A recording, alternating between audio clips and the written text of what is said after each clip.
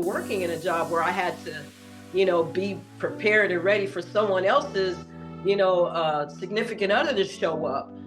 The workplace violence is also a high percentage of what takes Ooh, place with toxicity, but we have to yeah. heal mentally.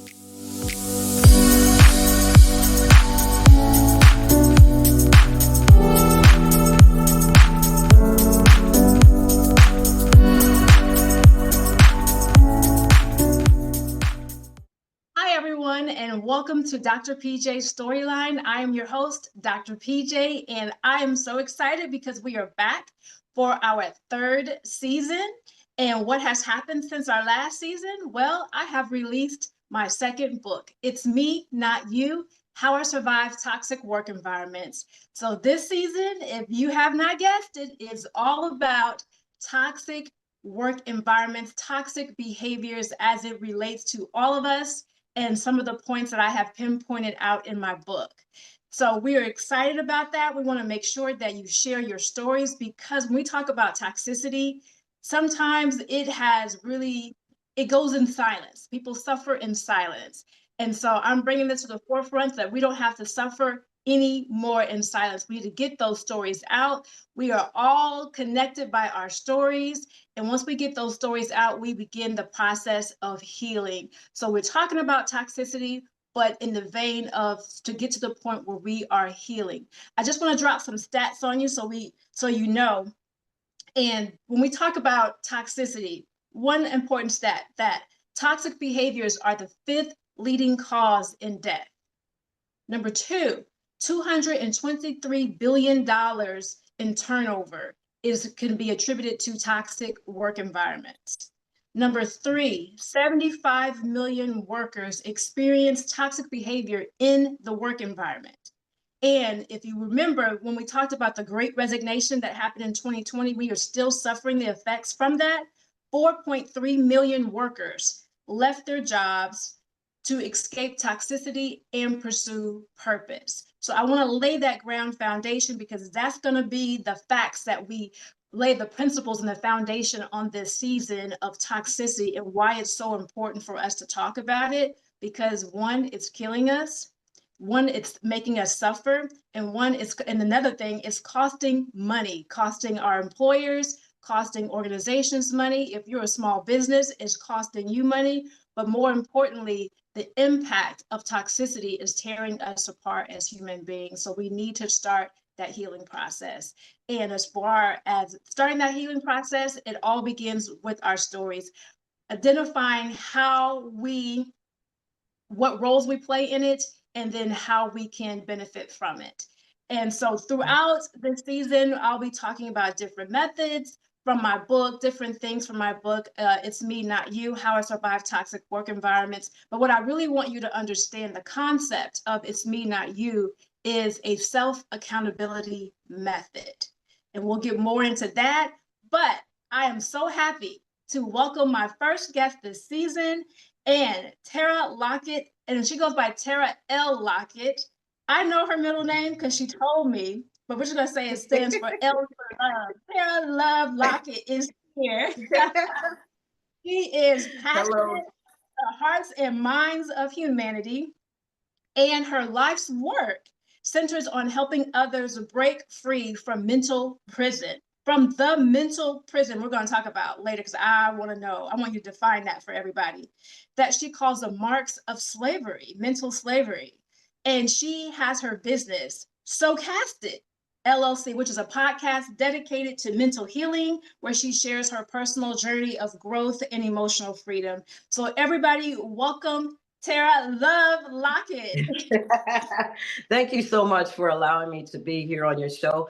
I do want to say congratulations for kicking off your third season. And I want to say thank you. Seriously, thank you, because this book, it came at the right time for me. When things come at the right time and it's for you, you can't put that book down and you learn a lot from it. So I want to say thank you for even taking the time out to creating this novel for me. Thank you.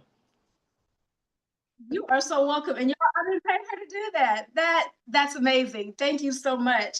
So I like to just dive into the questions, dive into the story. So first, how do you define toxicity?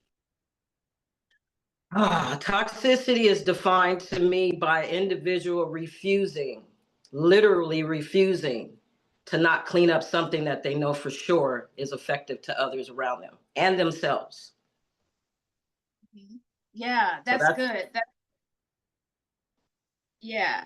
And so because toxicity comes in so many forms, and my book talks about the toxicity in work environments, but there's toxicity in social environments. I may have mentioned that. I've had that happen several times. There's even toxicity in our families. And yes. so one thing that I've found is that you have to begin to separate the person from the behavior, right? So we Yes. have toxic behavior and we have people, because people can always change. And so we don't want to always keep that scarlet letter that this person is toxic when they are changing, and we want them to change. And sometimes not even a person has to be fully toxic, but they can distribute toxic behaviors toward other people. And so with that, can you describe your experience in toxic environments and what made it toxic for you? I'm gonna share one of my first experiences, because I love how you in your book, how you, and I'm not gonna give it away since but I love how you shared your faults. You know what I mean? In the beginning of my first experience, not knowing whether it was racism, what's going on here, because I know I come to work on time, I do my job. However, a lot of times, even explained in there, I'll put this part in there, that isolation, that's how you can identify those toxic games that people like to play. It's a mental game. Truthfully, Mhm. it's a mental game, because those toxic behaviors have energy and fuel that's fed off of those things. And so when that energy and fuel is fed off, now you're put in a position to examine yourself to see again what part you play in that. But at the same time, some of it catches you off guard and you don't see it coming. I worked for one circus and I was constantly told, I don't mind moving up in the ladder. That's what we're supposed to do. Evolvement is part of who we are as humanity. And I was told, when you do that, you're going to catch hell. And sure enough, that happened. And it really made you stop and think about the things your parents tell you. Because I was one of those individuals. Don't tell me an excuse about who's holding you down. Go forward, right? It puts you in that position to stop and say, whoa, like, what's really happening here? This is that moment that you didn't believe was right or true, or happens to you in your workplace or at home. A lot of my toxicity started at home. But when I got to the workplace, here you're being tested. What are you being tested on? How are you going to make a mental decision in a minute of an individual messing with you? You don't know where that person is mentally, so why would you poke? Mhm. Yeah, I like that. And you touched on something, and this goes back to my research with my dissertation as far as the familiar environment. And so sometimes people do not realize that you, as an adult, you are operating based off of the principles and the behaviors that you experience as a kid. Sometimes we Mhm. take those with us and they continue on as an adult. Sometimes we realize as an adult, what I was taught wasn't really the right way to go. And so we are changing ourselves, are changing our behavior towards it. But Mhm. every day, regardless of how you embraced your familiar environment, a lot of times what we're doing is we're fighting it. That's one of the battles that we fight every day, because everybody wakes up, we're all fighting battles every day, whether you realize Every it or day. not, every day. And so talk about your your growing up experience and how it has reflected on you today of when you deal with toxic environments, or the experience that you've had as an adult as toxic environments. How did your growing up prepare you for that, or not prepare you for that? Right. I was about to say the not prepared part, because the environment that I had, I grew up in nothing but, it was like a sea of negativity. I fell victim to that as well. I was sexually abused at the age of 8. I fell a victim to emotional abuse, physical abuse, sexual abuse financial, quite frankly, and spiritual abuse. All of those things come in together. These are the foundations of our home, right?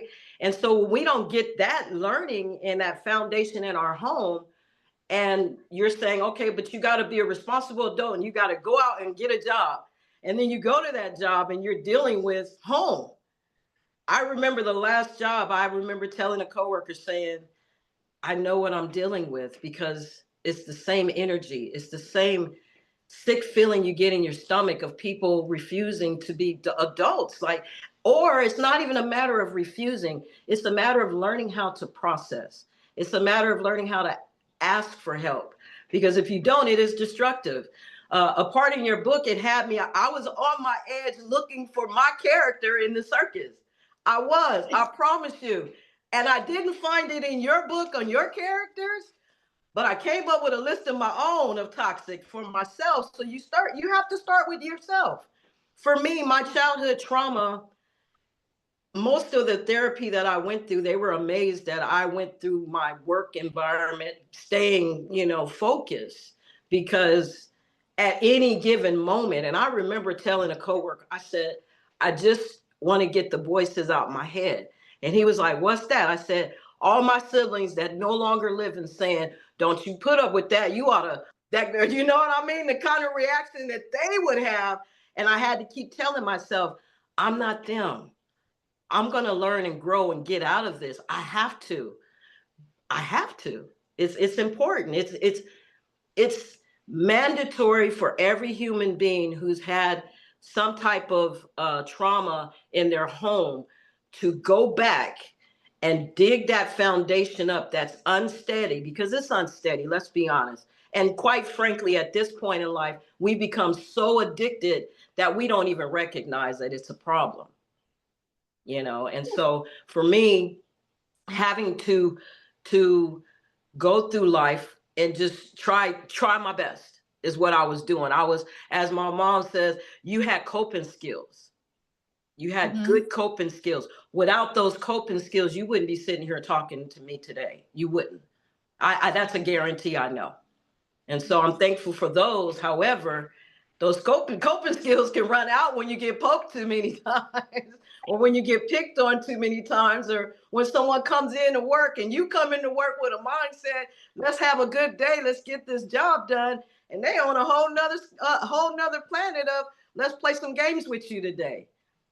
Yes, yes. And you bring up so many good points as far as, and you're basically a success story, because there are a lot of people that we have against, run amongst, sat next to at work, in a social environment, who have grown up in that same type of environment, but they don't have the coping skills.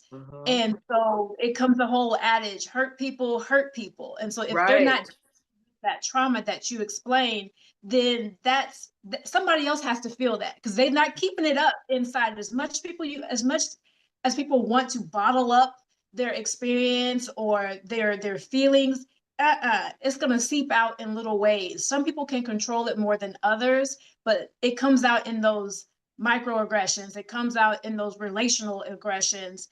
And that's how we experience a toxic behavior, because it's not just somebody woke up one day and said, I want to be toxic. Right. A lot of it's based off an experience, and sometimes they may not even know that they're toxic. They're showing toxic behaviors, but it's like, dude, that's not how you treat people. And that's why it's so important for people to realize that self-accountability, that it's me, not you. What am I doing to contribute to this environment? And even sometimes you can come in and you're like, I'm doing everything right. But when you start engaging with people and that back and forth with people who are exhibiting that toxic behavior, you're becoming part of it. There's a saying that I love, and it says, when two people are arguing, nobody can tell who the fool is, right? So you got to make sure that you don't engage in that behavior, because they will pull you in and suck you into that. So I know you do have some experience in trauma. You actually you're certified as a healing, emotional, and relational trauma talk about the effects that trauma has on people's mental health, but also in how they operate in everyday life. Oh, it has such a big impact. Like for me personally, just to kind of piggyback with what you were saying, I was that person. When I read that in your book, I shared it with someone because I don't want anyone to be a fool to argue with a fool. You know what I mean? And when I read that, I said, "Oh my gosh!" Like I could have kept my mouth shut a whole bunch of times. We all have to live and learn, right? Mental health is something that's impacting our nation this very day. What I learned when I went through counseling was that unconscious behavior. I was operating in a lot of unconscious behavior at the same time in denial. No, no, no, I'm good because why? In my opinion, I have a job, I'm taking care of my son, I pay my bills on time, my rent, I'm doing well, but I wasn't. It wasn't until 2020 when I ran across a real toxic situation at my job where I got my wrist broken on the job. And Oh my I just was crying and crying. And my sister in 2020, she said never, because I kept asking God why. It was that why moment, right? You come to that why moment in your mind. And she said, don't question God. I love your book because we all have purpose, right? Mental healing and the effects of mental um, growing up in that toxic and having that experience and keeping it to yourself. You don't have to battle it alone. I happen to be the one that just battled it throughout life. And, I had other things to distract me, to keep me focused. Not everybody has that. Not everyone. And the effects of mental health, first, again, is back in that home. Where's your direction? Where's your foundation? Where's your value? Where are these things when you do step outside that door and anything that comes at you? Where are those solid things that'll keep you solid? They're not there. We're able to identify now what mental healing is doing to us.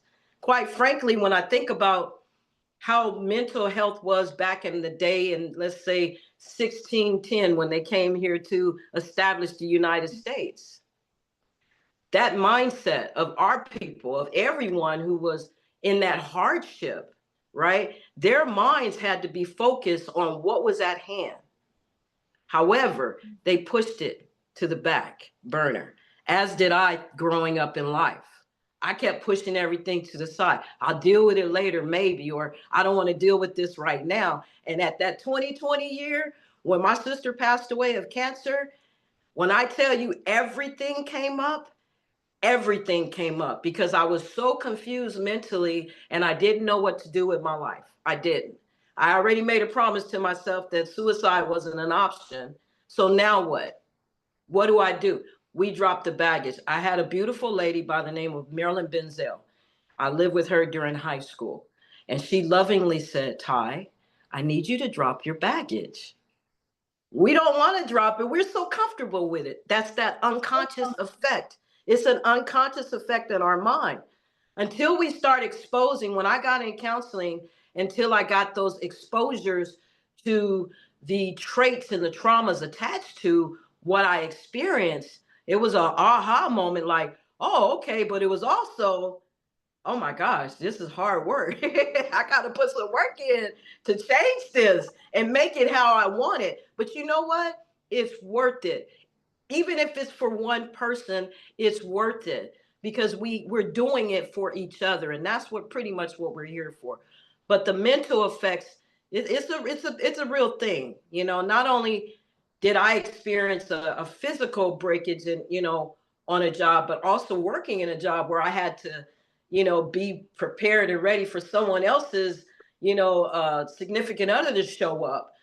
The workplace violence is also a high percentage of what takes Ooh, place with toxicity, but we have to yeah, heal mentally. yeah, absolutely. And before we go to this mental prison, because I really wanted to get to that part. You touched on it a little bit. For those, I'm thinking there might be some people that are just like, okay, but what is toxicity? You explained earlier, you talked about isolation. let's list some things so people can really identify, because we live in a world where people come up with their own definitions and sometimes it's completely off. And they're like, I experienced toxic behavior. No, that wasn't toxicity. So I really want to make sure that we hit that before we go a little bit farther. So some words that I can think about is when you're in the work environment or even the social environment and you're ostracized, right? Where people kind of pushed you off and they don't want to deal with you. And sometimes it could be because they can see things in you that you can't see, which means sometimes they can see your purpose. They can see how great you are, but you don't see your greatness. And so they treat you differently because of that. Yeah. Yeah, anything, especially in the work environment, that doesn't lead to progress, that is stifling growth within the organization Mhm. or within that individual, that's toxicity, that's toxic behavior. Like you said, workplace violence, discrimination, racism, sexism, pretty much all of the isms, those are toxic Mhm. behaviors. Is there anything else you can think about that people really need to help One people? of my biggest things that I think is super toxic is gossip. Because for Ooh, me, for us to heal mentally, I have to be able to come to you as a person and know that I can trust that you are going to play your role as a human. We're supposed to be there for one another. That's it. We're not talk. To me, gossip is a strong toxicity. But the interesting thing is, it's connected to the wound of the mother. hmm. These Come things on. all have connections. These all have connections, which on my podcast, as you talked about, I'm going into the next season of season 2, where I'll be talking and breaking down those traits, their trauma traits. And Mhm. so we're not paying attention to those. To me, gossip is a very big toxic thing in the workforce, because especially when you first come in. When I worked for the prison, one of the things I couldn't stand was being just like sized up from head to toe. And I had one Yeah. lady, because you know what, God blessed me with an appearance when to work in the prison, because everyone looked at my outward appearance and judged me. So I'm like, okay, cool.